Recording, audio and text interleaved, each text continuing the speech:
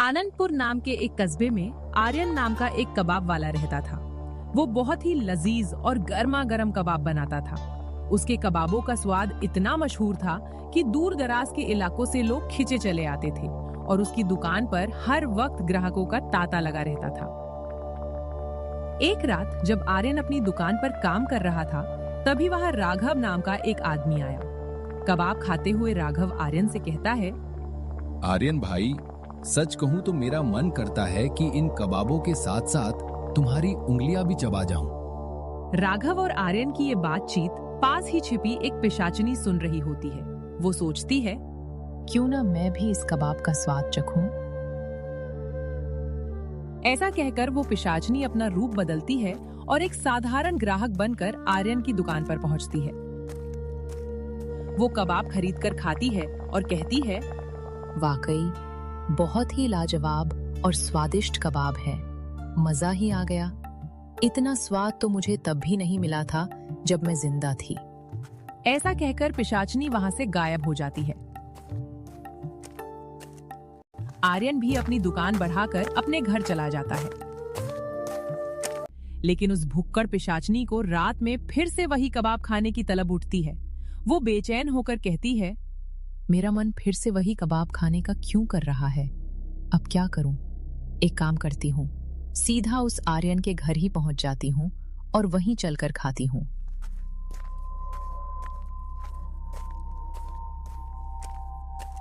पिशाचिनी कबाब के लालच में आर्यन के घर पहुंचती है। उस वक्त आर्यन और उसकी पत्नी माया बैठकर खाना खा रहे होते हैं। माया मुस्कुराते हुए आर्यन से कहती है, सुनिए जी, चिंटू के पापा, वैसे एक बात बोलूं, आपको मर्द नहीं बल्कि औरत होना चाहिए था। क्या गजब का खाना बनाते हैं आप। माया की बात सुनकर आर्यन हंसते हुए जवाब देता है, अरे मेरी माया डार्लिंग, इस घर की असली मर्द तो तुम ही हो। चलो अब तुम मजे से खाओ, मैं जरा बाहर ताजी हवा खाकर आता हूँ। ऐसा कहकर आर्यन कमरे से बाहर चला जाता है। जैसे ही आर्यन बाहर जाता है, पिशाचिनी मौके का फायदा उठाकर घर के अंदर घुस जाती है और माया के शरीर में समा जाती है। माया की आंखें अचानक डरावनी और सुर्ख लाल हो जाती हैं। पिशाचिनी मन ही मन सोचती है, अगर मैं इस माया के शरीर में ही रहूंगी तो मुझे रोज ऐसे ही लजीज कबाब खाने को मिलेंगे। फिर तो बहुत मजा आएगा। इतना सोचते ही वो माया के शरीर का इस्तेमाल करके थाली में रखे सारे कबाब चट कर जाती है। अब रोज का यही नियम बन गया। पिशाचिनी माया के शरीर में रहकर आर्यन से हर रोज कबाब पकवाती और छक कर खाती। माया की इन बदली हुई आदतों को देखकर आर्यन को शक होने लगता है। एक दिन वो माया से पूछता है, कई दिनों से देख रहा हूँ तुम रोज बस कबाब ही खा रही हो। क्या तुम्हारा कुछ और खाने का मन नहीं करता? मैं तो ये सब बना बनाकर और देख देख कर परेशान हो गया हूँ। अब अगर तुम बोर हो गए हो तो इसमें मैं क्या करूं? क्या अब हम अपनी मर्जी का खाना भी न खाएं? जब तक मेरा मन करेगा मैं कबाब ही खाऊंगी, समझे? अब जाओ और अपना काम करो। वो आर्यन को बुरी तरह डांट कर वहां से चली जाती है। आर्यन भी चुपचाप अपने काम में जुट जाता है। एक रात पिशाचिनी माया के शरीर से बाहर निकलती है और बेचारी माया की आत्मा से कहती है, माया, तू तो वाकई बड़ी किस्मत वाली है। तुझे कितना शानदार बावर्ची पति मिला है जो तुझे रोज ऐसे बढ़िया कबाब बनाकर खिलाता है। तुम कौन हो पिशाचिनी? तुम यहाँ कहाँ से आई हो और मेरे घर में क्या कर रही हो? मैं जहाँ से भी आई हूँ, लेकिन अब मैं तेरे ही शरीर में वास करती हूँ। और सुन, जब तक मेरा जी चाहेगा मैं तेरे शरीर के अंदर ही रहूंगी, समझी? नहीं नहीं पिशाचिनी जी, ऐसा मत कीजिए। खुदा के लिए मुझे छोड़ दीजिए। लेकिन पिशाचिनी उसकी एक नहीं सुनती और दोबारा माया के शरीर में घुस जाती है। इसी तरह कई दिन बीत जाते हैं। एक दिन आर्यन कबाब बनाने की तैयारी कर रहा होता है। तभी माया वहां आती है और कहती है, अरे क्या हुआ जी, अभी तक कबाब तैयार नहीं हुए? चलिए आज मैं भी अपनी आंखों से देखती हूँ कि आप ये कबाब आखिर कैसे बनाते हैं। ये सुनते ही आर्यन आग बबूला हो जाता है और चिल्लाकर कहता है, ज्यादा दिमाग मत चलाओ। तुम्हें खाने को मिल रहा है ना, तो बस खाने तक मतलब रखो। ज्यादा अकल लड़ाने की जरूरत नहीं है, यह मेरा काम है। आर्यन को इतने गुस्से में देखकर माया वहां से हट जाती है। आर्यन कबाब बनाता है और उन्हें बेचने बाजार चला जाता है। पिशाचनी सोचती है, ये आर्यन कबाब बनाने की बात पर इतना क्यों भड़क रहा है? आखिर ऐसी क्या बात है जो मैं नहीं देख सकती? मुझे इसकी सच्चाई का पता लगाना ही होगा।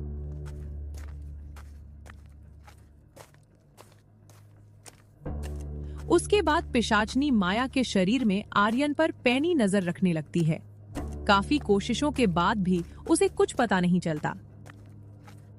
लेकिन एक रात जब आर्यन कबाब का मसाला तैयार कर रहा होता है, वो खुद से बात करते हुए हंसता है। लोग कितने चाव से छोटे बच्चों का कबाब खा रहे हैं। अगर ऐसा ही सिलसिला चलता रहा तो बहुत जल्द मैं इस पूरे शहर का सबसे रईस आदमी बन जाऊंगा। उसकी बातें सुनकर माया दंग रह जाती है। वो डरावनी आवाज में कहती है, अरे, ये आर्यन तो बहुत बड़ा दरिंदा निकला। ये कबाब के मांस में छोटे मासूम बच्चों का मांस मिला रहा है। इस पापी की तो जान ले लेनी चाहिए। मुझे इसकी पत्नी को सब सच बताना होगा।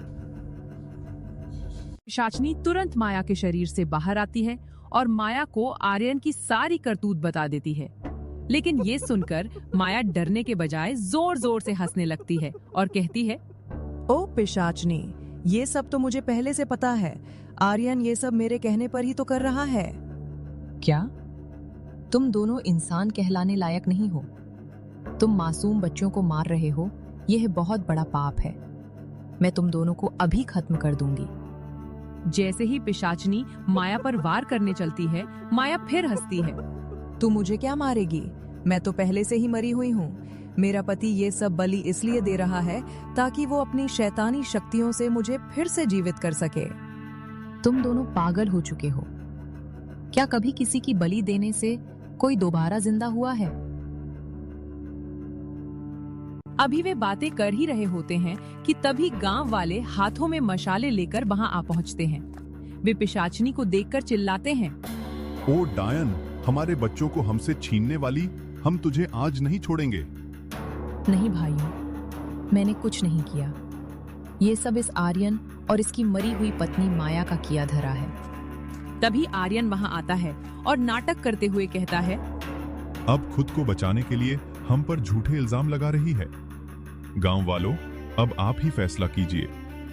गांव वाले आर्यन की बातों में आ जाते हैं और कहते हैं, आर्यन भाई, हम आपको जानते हैं। आप कुछ मत बोलिए। हमें पता है ये पिशाचनी झूठ बोल रही है। इतना कहकर सब गांव वाले पिशाचनी पर लाठियों से हमला कर देते हैं। पिशाचनी किसी तरह वहां से अपनी जान बचाकर भागती है। जब सब चले जाते हैं तो आर्यन माया से कहता है, देखा मेरी प्लानिंग? अब ये गांव वाले हमेशा उस पिशाचनी को ही कातिल समझेंगे और हम अपना काम चैन से करते रहेंगे। वाकई आपका दिमाग तो बहुत तेज चलता है। उधर पिशाचनी जंगल में जाकर सोचती है, ये लोग मुझे अपना दुश्मन मान बैठे हैं, जबकि मैंने कभी किसी को नुकसान नहीं पहुंचाया। अब क्या करूं? तभी उसे एक सिद्ध बाबा तपस्या करते दिखते हैं। पिशाचनी उनके पास जाकर बैठ जाती है। जब बाबा की आंख खुलती है, पिशाचनी उन्हें पूरी कहानी सुना देती है। बाबा कहते हैं, बेटी, मुझे सब समझ आ गया। इस आर्यन को जरूर कोई काला जादू आता है जिसने अपनी पत्नी की रूह को कैद कर रखा है। मुझे उनके पास ले चलो। जब बाबा और पिशाचनी आर्यन के पास पहुंचते हैं, आर्यन हंसकर कहता है, क्या बात है, साधु और शैतान को साथ देखकर मजा आ गया। मूर्ख आर्यन, अपनी इस पत्नी की आत्मा को आजाद कर और ये पाप बंद कर, वरना अंजाम बुरा होगा। ऐसा कहकर बाबा दिव्य रोशनी छोड़ते हैं, जिससे माया की रूह गायब हो जाती है। आर्यन गुस्से में कहता है, तूने मेरा सब कुछ बर्बाद कर दिया। अब तेरी बारी है बाबा। लेकिन इससे पहले वो कुछ करता, पिशाचनी और बाबा अपनी शक्तियों से उसे सबक सिखा देते हैं। अंत में शांति स्थापित होती है और बाबा अपने रास्ते चले जाते हैं।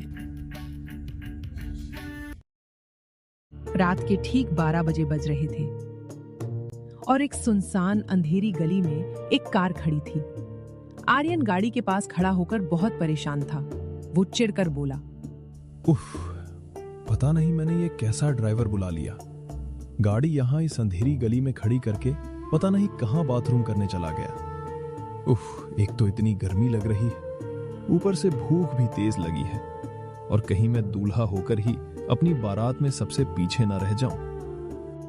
आर्यन को अपने ड्राइवर पर बहुत तेज गुस्सा आ रहा था। तभी अचानक आर्यन को कहीं से एक बहुत अच्छी खुशबू आती है।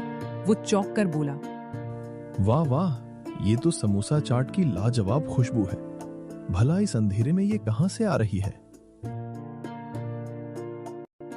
थोड़ी ही देर में उसके सामने से एक रहस्यमयी औरत थैला लेकर आती है और ठीक गाड़ी के बगल में आकर रुक जाती है। आर्यन ने पूछा, अरे माई, क्या बेच रही हो? खुशबू तो बड़ी ही अच्छी आ रही है। उस औरत ने आर्यन की तरफ देखा और एक अजीब सी मुस्कान के साथ कहा, साहब, चटपटी समोसा चाट बेच रही हूँ। एकदम कुरकुरे और मसालेदार समोसे हैं। ऊपर से ताजी हरी चटनी और गाढ़ा मीठा दही डालती हूँ, और साथ में मेरा बनाया हुआ खास गुप्त मसाला भी। वाह वाह, ये सब सुनकर ही मुंह में पानी आ गया। लेकिन रात बहुत हो गई है। तुम्हारी ये चाट सुबह से अब तक बासी तो नहीं हो गई होगी ना? ना मालिक, मेरे ये समोसे कभी बासी नहीं होते। एकदम ताजे और बढ़िया मैदा के हैं, और चाट तो मैं बिल्कुल आपके सामने ही अभी ताजी बनाऊंगी। पूरी गली में एकदम सन्नाटा पसरा हुआ था। आर्यन को ये बात थोड़ी अजीब लगती है।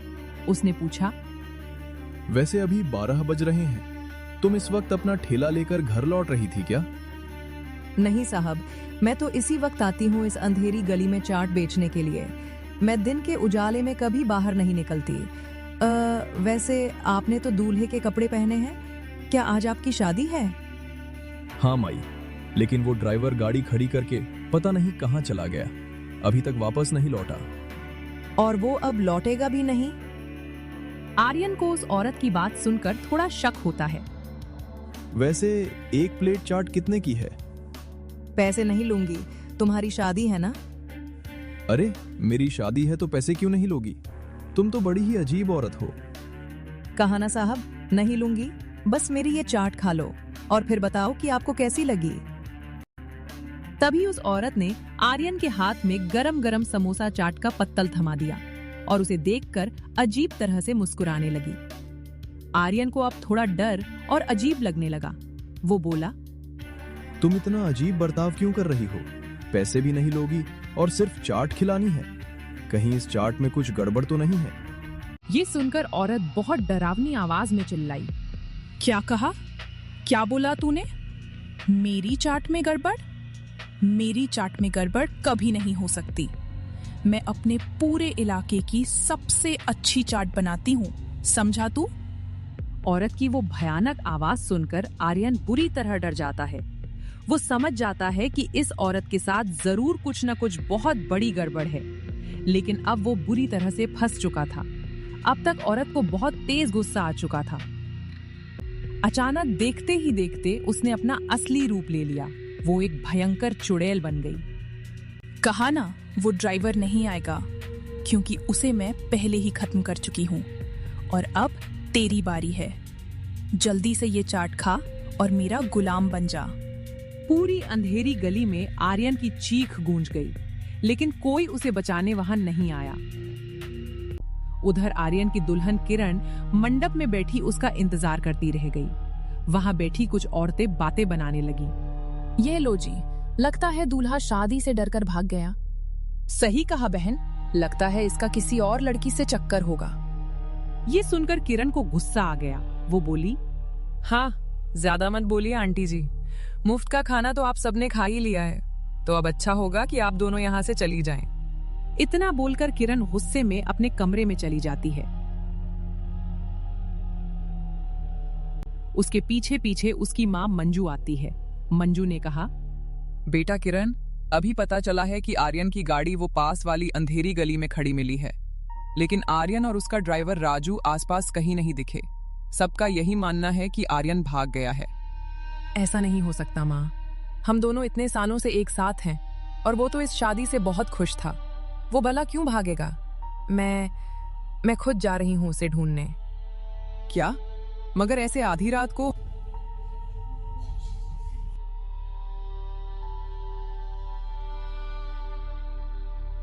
किरण ने अपनी माँ की एक बात नहीं सुनी और दुल्हन का जोड़ा पहने हुए उसी हालत में सीधा उस अंधेरी गली में पहुंच गई। वहां उसे आर्यन की कार खड़ी दिखी। उसने अंदर झांक कर देखा तो कार खाली थी, मगर वहां आर्यन का फोन पड़ा था। वो हैरान होकर बोली, अरे ये क्या, थोड़ी देर पहले ही आर्यन ने ड्राइवर को इतने फोन किए, लेकिन ऐसा क्यों? जरूर ड्राइवर गाड़ी छोड़कर कहीं गया होगा और आर्यन उसे वापस बुलाने के लिए फोन कर रहा होगा। मगर फिर ये दोनों आखिर कहाँ चले गए? किरण को कुछ समझ नहीं आ रहा था। उसने गली के दोनों तरफ देखा। तभी उसे एक औरत थैला लाते हुए दिखी। किरण ने सोचा, ये क्या, ये कौन आ रहा है? धीमे धीमे वो औरत किरण के पास पहुंच गई और बोली, गरम गरम समोसा चाट खाओगी बेटी? बना दूं तुम्हारे लिए? नहीं, मुझे नहीं खाना। लेकिन क्या तुमने दो आदमियों को यहाँ देखा है? एक ने दूल्हे के कपड़े पहने थे। अरे हाँ, उन्होंने भी मेरी चाट खाई थी। तुम्हें उनके पास जाना है ना, तो तुम भी खा लो मेरी ये स्वादिष्ट चाट। किरण को कुछ बहुत अजीब लगा, लेकिन उसे यकीन था कि ये औरत जरूर आर्यन और ड्राइवर के बारे में कुछ जानती है। उसने कहा, ठीक है, मैं खाऊंगी, लाओ 2 प्लेट। कुछ ही सेकंड्स में औरत ने एक बढ़िया सी कुरकुरी समोसा चाट बनाकर किरण को दे दी और चाट खाते ही किरण वहां बेहोश होकर गिर गई।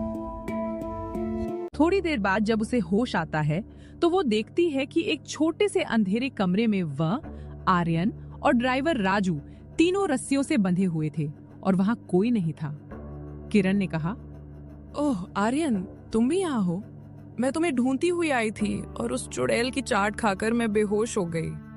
पता है किरण, हम उसी अंधेरी गली के आखिरी घर में कैद हैं और सुबह होने से पहले वो चुड़ैल आएगी और हम तीनों को मार देगी। इसीलिए हमें उससे पहले यहाँ से निकलना होगा। क्या? लेकिन तुम्हें कैसे पता कि उसे देर लगेगी? अरे ये मेरा ही इलाका है किरण, और मैंने बचपन से इस अंधेरी गली की चाट बेचने वाली चुड़ैल के किस्से सुने थे। मुझे उसके बारे में बहुत कुछ पता है, लेकिन फिर भी मैं कभी यकीन नहीं करता था, मगर आज अपनी आंखों से देखकर यकीन हो गया। किरण ने हिम्मत दिखाई और किसी तरह रगड़ कर आर्यन के पास पहुंची और पीछे से उसके हाथ की रस्सियां खोल दी। फिर आर्यन ने किरण और ड्राइवर राजू के हाथ खोल दिए। राजू ने दरवाजा खोलने की बहुत कोशिश की, मगर वो नहीं खुला। तभी वहां अचानक चुड़ैल आ गई और उन तीनों को खुला हुआ देखकर आग बबूला हो गई। वो चिल्लाई, तुम तीनों की इतनी हिम्मत, मेरी कैद से आजाद होने की गुस्ताखी की। अब मैं तुम तीनों को छोड़ूंगी नहीं, अभी बताती हूँ। कुछ करो ना आर्यन, कुछ भी करो। चाहे कुछ भी कर ले, आज तो मैं तुझे नहीं छोड़ूंगी। पहले तुझे खाऊंगी और फिर तेरे इस पति को। तभी आर्यन को सामने टेबल पर रखी एक कैंची दिखाई दी। उसने बिजली की तेजी से उठकर उस कैंची से किरण के बालों की एक लट काट दी। जैसा कि उसने सुना था कि चुड़ैल का जादू बालों के संपर्क से टूटता है। ऐसा करते ही किरण उस चुड़ैल के सम्मोहन के चंगुल से छूट गई। आर्यन और किरण एक साथ खिड़की की तरफ भागे। चुड़ैल पीछे से चिल्लाई, मुझसे चालाकी करने की कोशिश की, अब देखती हूँ दोनों कहाँ भागते हो। चुड़ैल ने इतना कहा ही था कि तभी कमरे का दरवाजा जोर से खुला और वहां से ड्राइवर राजू, जो असल में एक गुप्त तांत्रिक भी था, अंदर आया। वो चिल्लाया, अब कहाँ भागेगी चुड़ैल? ओम भट्ट स्वाहा। तांत्रिक के वो मंत्र कहते ही अंधेरी गली में चाट बेचने वाली चुड़ैल एक छोटी सी कांच की बोतल में कैद हो गई। तांत्रिक उसे लेकर हमेशा के लिए चला गया और फिर उन दोनों की शादी बहुत धूमधाम से हुई। उस दिन के बाद से उस अंधेरी गली में कभी कोई औरत समोसा चाट बेचने नहीं आई।